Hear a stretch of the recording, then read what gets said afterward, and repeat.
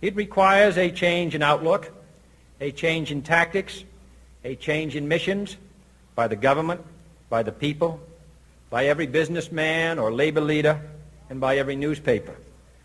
For we are opposed around the world by a monolithic and ruthless conspiracy that relies primarily on covert means for expanding its sphere of influence, on infiltration instead of invasion, on subversion instead of elections, on intimidation instead of free choice, on guerrillas by night instead of armies by day.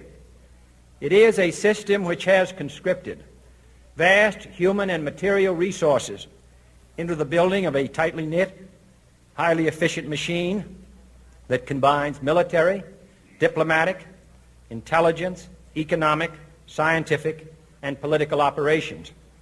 Its preparations are concealed, not published.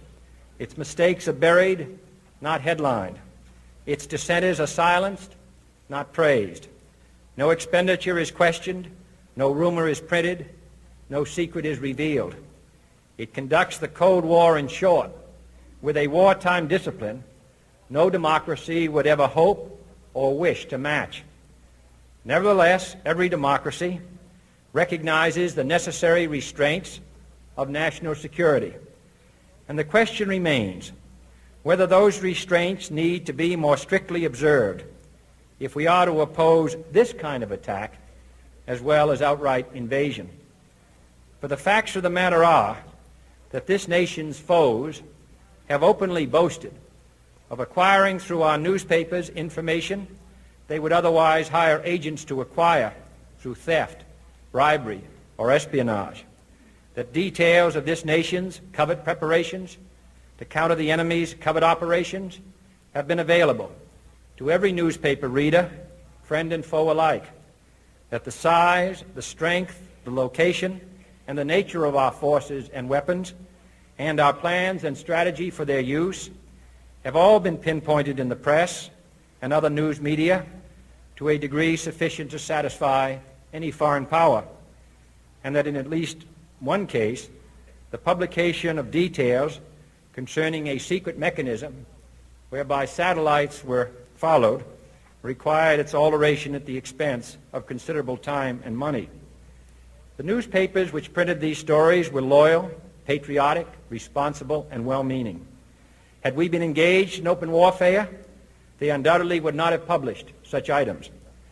But in the absence of open warfare, they recognized only the tests of journalism and not the tests of national security. And my question tonight is whether additional tests should not now be adopted. That question is for you alone to answer. No public official should answer it for you. No governmental plan should impose its restraints against your will. But I would be failing in my duty to the nation in considering all of the responsibilities that we now bear and all of the means at hand to meet those responsibilities if I did not commend this problem to your attention and urge its thoughtful consideration.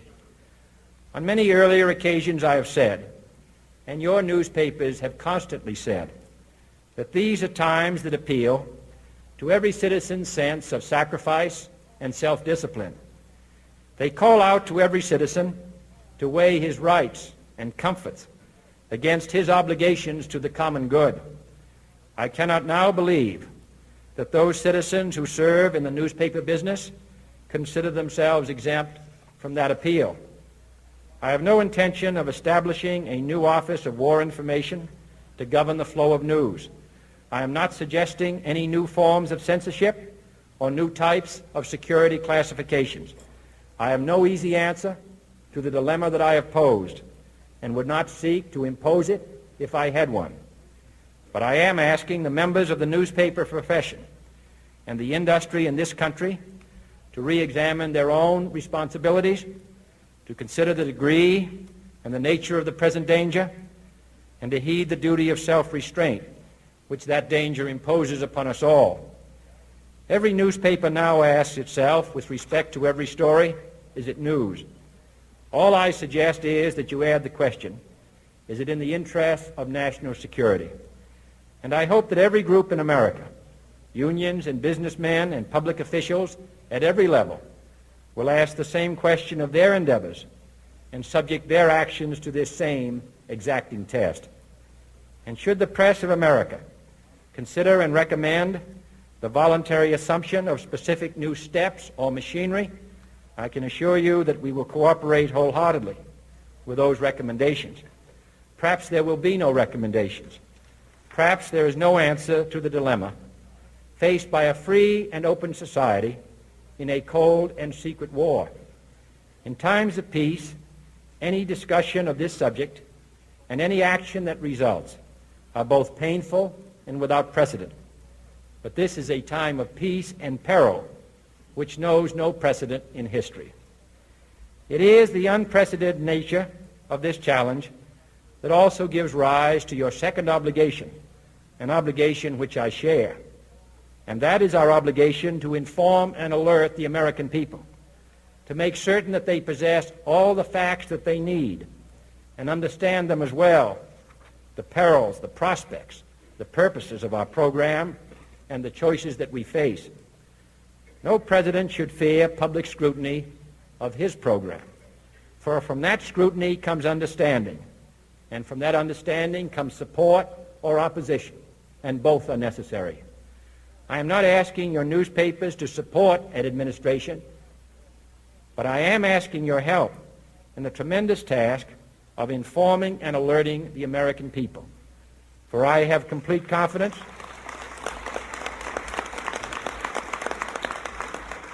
in the response and dedication of our citizens whenever they are fully informed. I not only could not stifle controversy among your readers, I welcome it. This administration intends to be candid about its errors. For as a wise man once said, an error doesn't become a mistake until you refuse to correct it.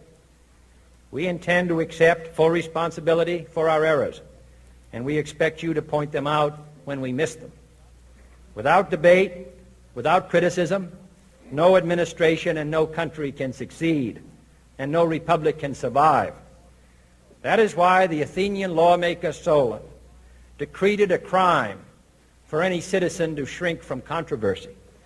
And that is why our press was protected by the First Amendment, the only business in America specifically protected by the Constitution, not primarily to amuse and entertain, not to emphasize the trivial and the sentimental, not to simply give the public what it wants, but to inform, to arouse, to reflect, to state our dangers and our opportunities, to indicate our crises and our choices, to lead, mold, educate, and sometimes even anger public opinion.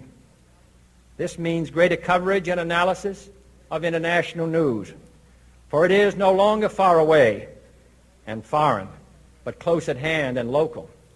It means greater attention to improved understanding of the news, as well as improved transmission.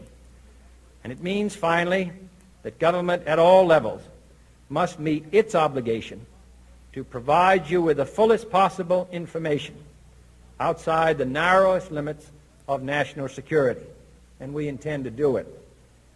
It was early in the 17th century that Francis Bacon remarked on three recent inventions already transforming the world: the compass, gunpowder, and the printing press.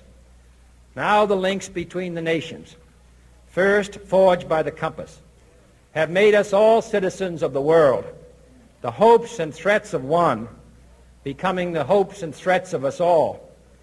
In that one world's effort to live together, the evolution of gunpowder to its ultimate limit has warned mankind of the terrible consequences of failure.